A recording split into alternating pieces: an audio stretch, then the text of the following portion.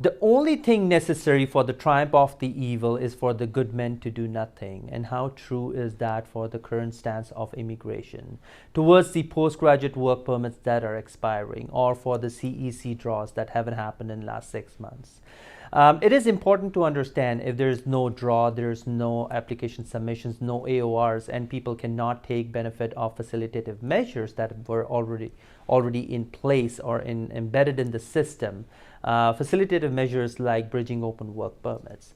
What is this leading to? This is leading to a lot of stress level. This is leading to a lot of depression. This is also leading to even worse, a lot of exploitation. People are being exploited in the name of LMIAs because what other option do they have?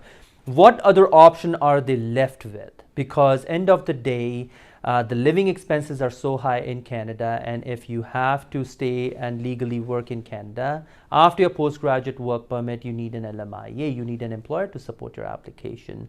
Or they are being misguided towards filing refugee applications, applying for TRV, doing cash jobs.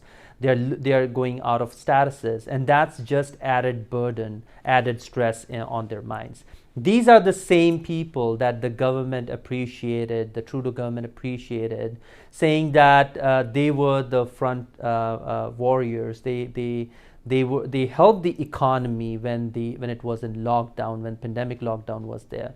So and this is the reward that they're getting. This is unfortunate to say, and I'm sorry to say this, but then this is exactly the reward as a society we are giving it to them, that they're left with either fall prey to exploitation or leave the country. Now, last year, there was an address by the then Minister of Immigration, Marco Mendicino. This was regarding the parent and grandparent and how there was an application intake increase of 30,000. Now, in the 23rd minute of that address, Sukh Taliwal, he's the MP from the, I guess, Surrey Newton region. He mentioned about how the TR to PR program, the 90,000 application intake, actually relaxed the exploitation of in the name of LMIAs of students and workers. So this basically means that the government or people in the government, they already are familiar with these exploitation or these practices that lead to exploitation. Then why are we not doing anything about it? What needs to be done now. It doesn't need to be done in coming weeks or coming months, because, well, if somebody's work permit is expiring tomorrow, you can't tell them to let it expire and you know what, we might come up with the solution after 2 weeks, 3 weeks, because there's so much uncertainty to it. And we are just simply asking them that, you know what, fall prey to such practices.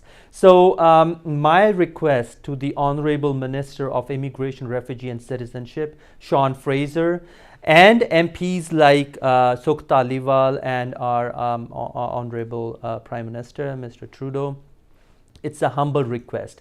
We need to do something about this issue right now. There's a lot of people, a huge amount of people that are being impacted by this current stance of the immigration, and things need to change, and they need to change now.